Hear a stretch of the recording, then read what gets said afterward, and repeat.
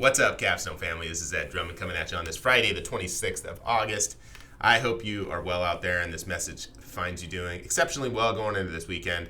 I am excited to be staying around this weekend, spending some time with the kids and picking up the lawn and yard, honestly, after the last 4 weeks of rain and monsoons.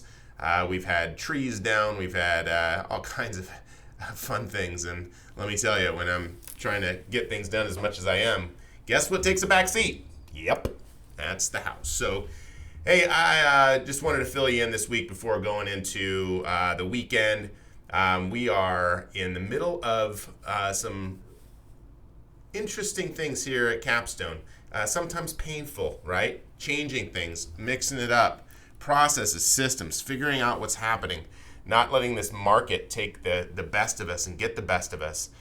One of those things that we've seen that's changed a lot here in the last few months, has been the rental side of things and getting properties listed and rented. Time on market has changed a lot just in the last few months. It's something that is unseasonably unwelcomed because in most cases, July should have been our busiest month when in fact, we did have a lot of properties on the market and we did rent a lot of homes. However, we didn't rent them at the pace that we would expect. So I wanted to fill you in on what that looks like, what we look at when we're looking at these listings, and give you somewhat of an inside scoop just from our perspective as to what metrics and data are we looking at to see what we need to be doing with these properties. So I have one that we ended up renting out in North Phoenix. I'm going to use it as an example because I have the data here in front of me, and the data honestly isn't very good. But how we rented this is better than most. So I want to give you a quick story. So this property is up off of Greenway and I-17. I love that corridor because you've got so much new business going in north of there with Taiwan Semiconductor, only about 6-7 miles away up the I-17. And that whole community, that whole corridor along the I-17 is rapidly changing. What we're also seeing in that area, though, is a huge influx of homeless population.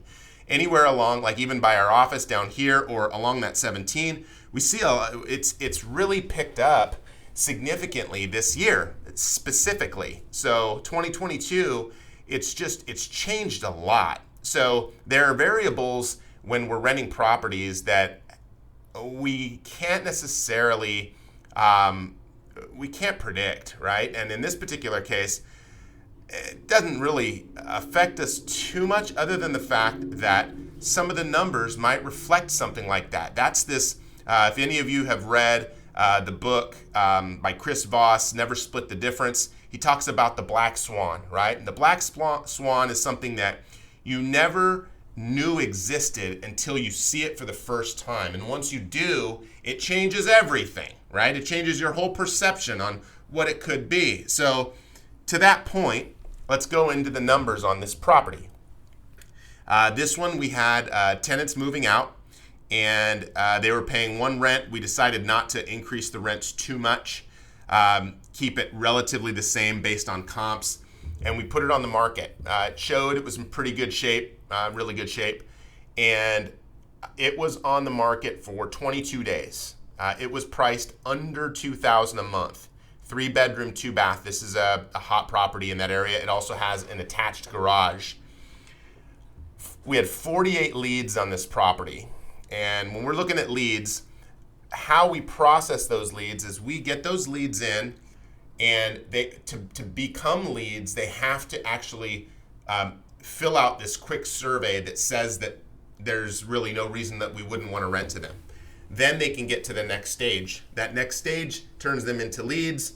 Those leads then schedule showings. Now, from those 48 leads, we only had 9 showings, which is bad. That's only an 18% conversion. That's not strong. Our conversion should be higher than 25%. And in this particular case, that 18% conversion didn't necessarily relay anything other, and this brings up that question.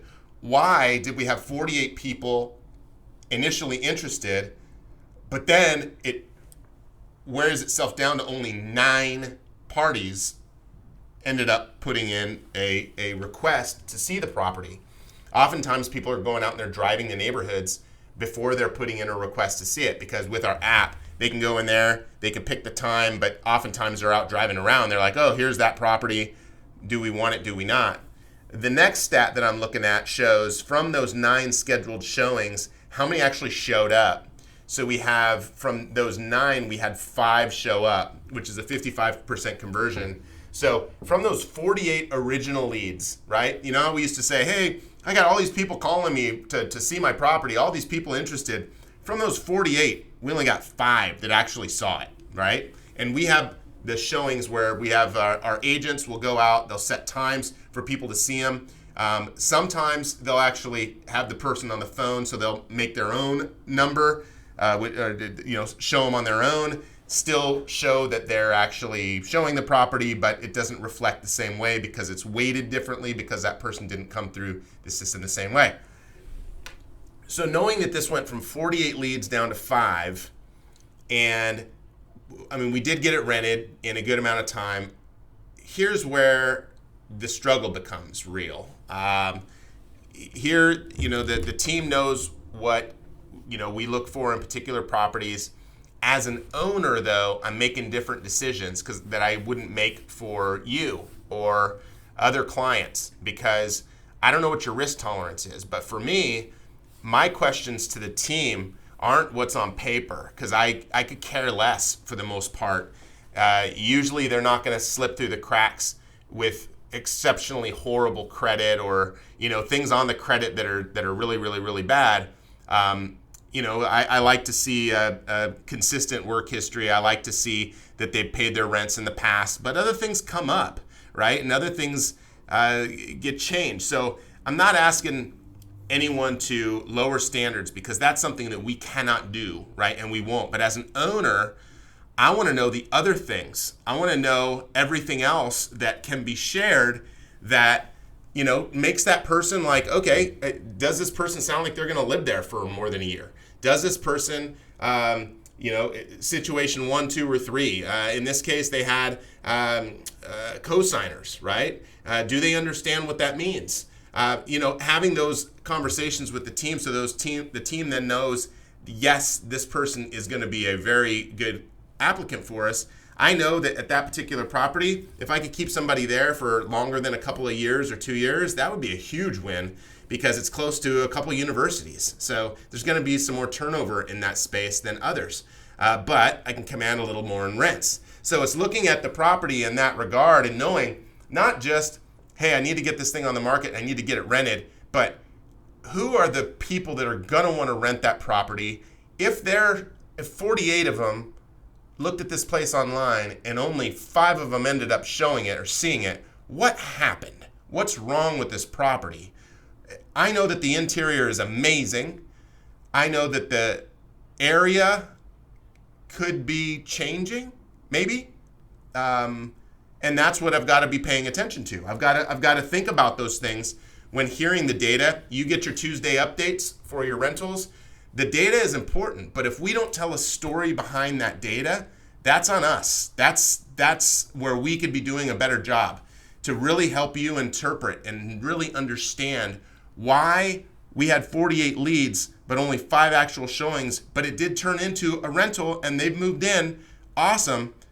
I still, with just hearing the numbers, there's nothing to tie it into, right? There's nothing to anchor that onto. So what we're hoping to do, what you'll see different from us here moving forward, is as we interpret this information for you, give you something real so you know what decision you should make, as well as I'm hoping that when you talk to the person the next time, if it's myself or whomever it is, the feedback you're getting is, maybe it's not feedback you want, like that's not our job. Our job isn't to give you feedback that you want to hear all the time, but giving you genuine feedback and an opinion of why it is based on data, based on information.